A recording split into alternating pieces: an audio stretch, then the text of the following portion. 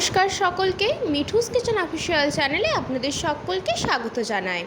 আশা করি আপনারা যেখান থেকে আমার এই ভিডিওটি দেখছেন আপনারা সকলে ভালো আছেন এবং সুস্থ আছেন। আজকে আপনাদের সাথে বেশ অন্যরকম স্বাদের কাঁঠাল দানার রেসিপি শেয়ার করে নেব। কাঁঠাল দানার তো অনেক রকম রেসিপি ট্রাই করেছেন, একবার এইভাবে বানিয়ে দেখুন, কথা দিচ্ছি এর স্বাদ কিন্তু মুখে লেগে থাকবে, এতটাই টেস্টি খেতে হয়। তাহলে চলুন রেসিপিটি শুরু করা যাক।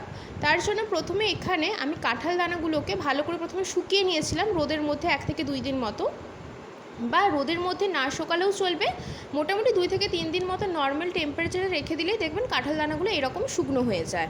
তারপরে এখানে একটা ছুরির সাহায্যে কাঁঠাল দানাগুলোকে, একটা দানাকে আমি 4 টুকরো করব লম্বাটে করে। দানাগুলো ভালো করে কেটে নেওয়ার পরে খোসাটা আমি ছাড়িয়ে দেব। কাঁঠাল দানাগুলো দেখেই হয়তো আপনারা বুঝতে পারছেন কতটা সুন্দরভাবে কিন্তু কাঁঠাল দানাগুলো শুকনো হয়ে গেছে। ঠিক এইরকম করে লম্বাটে লম্বাটে করে কিন্তু আমি এখানে কাঁঠালের দানাগুলোকে সুন্দর করে কেটে নেব। প্রত্যেকটা দানায় একই রকমভাবে আমি এখানে কেটে নিয়েছি এবং কেটে নেওয়ার পরে খোসাটা ছাড়িয়ে নিচ্ছি। আপনারা চাইলে কেটে নেওয়ার আগেও খোসাটা ছাড়িয়ে নিতে পারেন, যেহেতু খোসাটা তো একদমই পাতলা, খুব সহজেই ছেড়ে যাবে। আমি এখানে প্রথমে কেটে নিয়েছি লম্বাটে করে, তারপরে ছাড়িয়ে নিয়েছি। এই ধরনের রেসিপি কিন্তু চায়ের সাথে বা সন্ধ্যেতে মুখরোচক কিছু হিসেবে বেশ ভালো লাগে খেতে।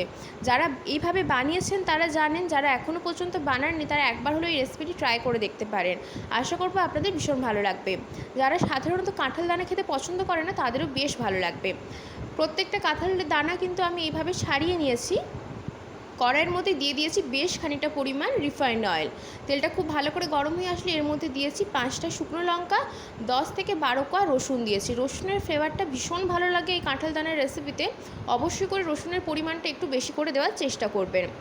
রসুন এবং শুকনো লঙ্কাটা ভালো করে ভেজে নেওয়ার পরে যখন দেখবেন রসুন থেকে একটা মিষ্টি গন্ধ বেরিয়ে আসছে, তখন এর মধ্যে কাঁঠালের যে দানাগুলো আমরা টুকরো করে রেখেছিলাম সেই দানাগুলো দিয়ে দেব। অতি অবশ্যই করে গ্যাসের ফ্লেমটা লো টু মিডিয়ামে রাখবেন, আর একটু নরম করে ভাজবেন, মানে বেশি কড়া করে ভাজবেন না। বেশি কড়া করে ভাজলে কি হবে, তাহলে কাঁঠালের দানাগুলো ভাজার পরে না শক্ত হয়ে যায়। সেই জন্য একটু নরম করে ভাজলে ভাজা হয়ে যাবার পরও বেশ নরম থাকে, খেতে খুবই ভালো লাগে এবং খুব সুন্দরভাবে সেদ্ধও হয়। এইভাবে ভেজে নিতে হবে। আর অতি অবশ্যই করে তেলটা একটু বেশি পরিমাণে দেবেন, যাতে করে কড়াইয়ের থেকে তেলটা একটু বেশি থাকে, মানে কাঁঠালের দানার থেকে তেলটা যেন একটু বেশি থাকে সেই মতো কিন্তু তেলটা দিতে হবে। একদম ছাঁকা তেলে না ভাজলেও চলবে, কিন্তু তেলের পরিমাণটা নর্মালের থেকে অনেকটা পরিমাণে বেশি দিতে হবে। দেওয়ার পরে লো টু মিডিয়াম ফ্লেমে আমি এখানে প্রায় 10 মিনিটের মতো সময় নিয়ে একটু নাড়াচাড়া করে কাঁঠালের দানাটাকে ভালো করে মোটামুটি ভেজে নিয়েছি। ঠিক এই পর্যায়ে দিয়ে দিচ্ছি পরিমাণ মতো নুন। নুনটা এখন বুঝে শুনে দিতে হবে, তার কারণ আমি পরবর্তীতে বাদাম দেব, তার জন্য আমি এখানে নুনটা একদমই ব্যবহার করে নিয়েছি। আর এই কাঁঠাল দানাটা ভাজা হয়ে যাবার পরে যেহেতু তেল থেকে আমরা ভালো করে তেলটাকে ঝরিয়ে তুলে নেব, ভাজা হয়ে যাবার পর আপনারা চাইলে এর মধ্যে আরও সামান্য পরিমাণ নুন ওপর থেকে স্প্রিঙ্কেল করতে পারেন, কিংবা বিট লবণ দিতে পারেন, তাতে করে টেস্টটা আরও খুব ভালো আসে। নুনটা দেবার পরে বেশ খানিকক্ষণ ধরে নাড়াচাড়া করে কাঁঠালের দানাগুলোকে আরও একবার ভালো করে ভেজে নিচ্ছি। এইভাবে কিন্তু অনবরত নাড়াচাড়া করে ভাজতে হবে, তার একটাই কারণ, নাহলে কিন্তু কাঁঠালের দানাগুলো নিচের দিকে যেগুলো রয়েছে সেগুলো কিন্তু লাল হয়ে যাবে, ওপরের দিকেগুলো কিন্তু ভালো করে ভাজা হবে না। সেই জন্য অনবরত কাঁঠালের দানাগুলোকে এইভাবে ওপর নিচ করে উল্টে পাল্টে ভালো করে ভেজে নিতে হবে। যেগুলো কড়া করে বেশি ভাজা হয়ে যাবে সেগুলো কিন্তু শক্ত হয়ে যাবে খেতে। সেই জন্যই বারবার বলছি যে কাঁঠালের দানাগুলোকে একটু নরম করে ভাজার চেষ্টা করবেন, তাতে করে খেতেও বেশ ভালো হয় এবং নরম থাকে। ছোট থেকে বড় সকলের বেশ পছন্দ হবে। যারা এইভাবে বানিয়েছেন কাঁঠালের দানার এই রেসিপি তারা তো জানেন কতটা টেস্টি খেতে হয়, মুখরোচক খেতে হয়। যারা এখনও পর্যন্ত বানাননি তারা আমার এই রেসিপিটি ফলো করে একবার হলেও কাঁঠালের দানার এই রেসিপি ট্রাই করে দেখতে পারেন।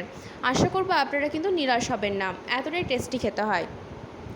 মোটামুটি আমি এখানে প্রায় 10 মিনিটের মতো সময় নিয়ে ভেজে নেওয়ার পরে যখন কালারটা একটু একটু চেঞ্জ হয়ে আসছে, ঠিক সেই পর্যায়ে দিয়েছি ছোটো বাটির 1 বাটি চিনেবাদাম। খোসা শুদ্ধ চিনেবাদামই আমি এর মধ্যে দিয়েছি, বেশি পরিমাণে বাদাম দেওয়ার প্রয়োজন নেই। মোটামুটি যতটা পরিমাণ কাঁঠালের দানা থাকবে তার 4 ভাগের 1 ভাগ বাদাম দেওয়ার চেষ্টা করবেন। বাদামটা দেওয়ার পরও বাদামটাও খুব ভালো করে ভেজে নিতে হবে, কারণ বাদামটাও ভাজতে একটু সময় লাগে। সেই জন্য বাদামটা যাতে ভালো করে ভাজা হয়ে যায় সেই জন্য খুব ভালো করে কিন্তু অনবরত হাতা দিয়ে ওপর নিচ করতে হবে জিনিসগুলোকে, যাতে করে সুন্দর করে কাঁঠালের দানা এবং বাদামটা দুটোই ভালো মতো ভাজা হয়ে যায়। কালারটা দেখে বুঝতে পারছেন অনেকটা পরিমাণে কিন্তু চেঞ্জ হয়ে গিয়েছে, মানে একটা ব্রাউন কালার, হালকা একটা ব্রাউন কালার চলে আসছে। ঠিক এই পর্যায়ে বুঝতে হবে কাঁঠালের দানাগুলো কিন্তু আমাদের সুন্দর মতো ভাজা হয়ে গিয়েছে। এর থেকে বেশি ভাজবার প্রয়োজন নেই। এর থেকে বেশি ভাজলে কী হবে, কাঁঠালের দানাগুলো যখন ঠান্ডা হয়ে যাওয়ার পরে খাওয়া হবে তখন শক্ত হয়ে যাবে, মানে তখন দাঁতে চিবোতে অসুবিধা হতে পারে। যেহেতু একদমই কড়া করে ভাজা হলে শক্ত হয়ে যায়, সেই জন্য আমি এখানে একটু নরম করে ভেজেছি। নরম করেই ভাজার চেষ্টা করবেন, বেশি ভাজবার প্রয়োজন নেই। আর সেদ্ধও কিন্তু খুব তাড়াতাড়ি হয়ে যাবে, যেহেতু তেলের পরিমাণটা অনেকটা পরিমাণে রয়েছে। সেই জন্য এমনটা না যে নরম করে ভাজলে শক্ত থেকে যাবে, কাঁঠালের দানাগুলো সেদ্ধ হবে না। খুব সুন্দর করে সেদ্ধ হয়ে যায়, বেশ ভালো লাগে খেতে। মোটামুটি আমাদের এখানে কাঁঠালের দানাগুলো ভাজা হয়ে গিয়েছে। এরপরে আরেকটা মেন ইনগ্রিডিয়েন্টস যেটা এর মধ্যে আমি অ্যাড করব, যেটা ছাড়া কিন্তু এই রেসিপিটা একদমই অসম্পূর্ণ, এবং যেটা দেওয়ার ফলে টেস্টটা ভীষণ ভালো আসে, এবং অতি অবশ্যই করে এটা দিতেই হবে, নাহলে কিন্তু টেস্টটা যেমনটা তৈরি করার পরে আসে তেমনটা কিন্তু আসবে না। এর মধ্যে আমি দিয়ে দেব বেশ খানিকটা পরিমাণ কারি পাতা। অনেকের মনে হতে পারে কারি পাতা আমি লাস্টে কেন দিয়েছি, আসলে তেলের পরিমাণটা অনেকটা পরিমাণে রয়েছে, সেই ক্ষেত্রে যদি ফুটন্ত তেলের মধ্যে কারি পাতা দিই তাহলে কিন্তু তেল ছিটবে এবং গায়ের মধ্যে তেল ছিটিয়ে আসবে। সেই ক্ষেত্রে কিন্তু আমি কারি পাতা লাস্টে দিয়েছি, তাতে করে কী হবে, কারি পাতাগুলো সুন্দর করে ভাজাও হয়ে যাবে, আর কারি পাতার যে ফ্লেভারটা সেটাও কিন্তু খুব ভালোভাবে আসবে। অথচ তেলের মধ্যে দিয়ে দিলে কী হতো, কারি পাতাগুলো কিন্তু একদম ভাজা হয়ে পুড়ে যেত। সেই ক্ষেত্রে আমি এখানে একদম লাস্টের দিকে কারি পাতাটা দিয়ে খুব ভালো করে মিশিয়ে এটাকে আরও 5 মিনিটের মতো নাড়াচাড়া করে নিচ্ছি, যাতে করে কারি পাতার যে ফ্লেভারটা রয়েছে সেটা খুব ভালোভাবে আসে। তাহলেই কিন্তু কাঁঠাল দানার আমাদের এই মুখরোচক রেসিপি একদম রেডি হয়ে যাবে। আজকের এই রেসিপি আপনাদের কেমন লাগলো অতি অবশ্যই করে কমেন্ট করে জানাবেন। যদি ভালো লেগে থাকে অবশ্যই করে আমার চ্যানেলটিকে সাবস্ক্রাইব করে দেবেন, লাইক শেয়ার কমেন্ট করতে ভুলবেন না। আর যদি এরকম নিত্য নতুন রেসিপি পেতে চান তাহলে অবশ্যই করে আমার চ্যানেলটিকে সাবস্ক্রাইব করে দিয়ে আমার চ্যানেলের পাশে থাকার অনুরোধ রইল। দেখেই বুঝতে পারছেন কালারটা কিন্তু অনেকটা পরিমাণে চেঞ্জ হয়ে গেছে, খুব যে লালচে করে ভেজেছি তেমনটাও না, মোটামুটি একটা গোল্ডেন ব্রাউন কালার হয়ে গিয়েছে, এবং বাদাম, কাঁঠালের দানা সমস্ত কিছু খুব সুন্দর করে ভাজা হয়ে গিয়েছে। আর এই রেসিপিটা যখন করবেন দেখবেন কত সুন্দর একটা ফ্লেভার বেরিয়ে আসবে, এর থেকে একটা ভীষণ সুন্দর মিষ্টি গন্ধেই বোঝা যাবে যে এটা খেতে কতটা টেস্টি হবে। ভাজা মোটামুটি আমাদের কমপ্লিট হয়ে গেছে, আর কিন্তু বেশি করে ভাজবার প্রয়োজন নেই, তাতে করে কী হবে, কাঁঠালের দানাগুলো শক্ত হয়ে যাবে।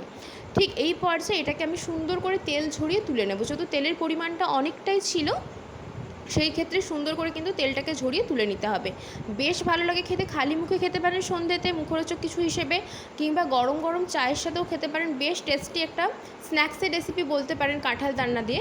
কাঁঠাল দানার তো অনেক রকম রেসিপি আমরা ট্রাই করেই থাকি, নানান রকম পরোটা, বড়া, তরকারি, নানান রকম কিছু তৈরি করে থাকি। এই রেসিপিটি একবার বানিয়ে দেখতে পারেন, আশা করব আপনাদের ভীষণ ভালো লাগবে। তাহলে এই রেসিপিটি আপনাদের কেমন লাগলো কমেন্ট করে জানাতে পারেন, আর এই রেসিপিটি যদি বাড়িতে বানিয়ে থাকেন তাহলেও কমেন্ট করতে পারেন যে রেসিপিটি আপনাদের কেমন লেগেছে।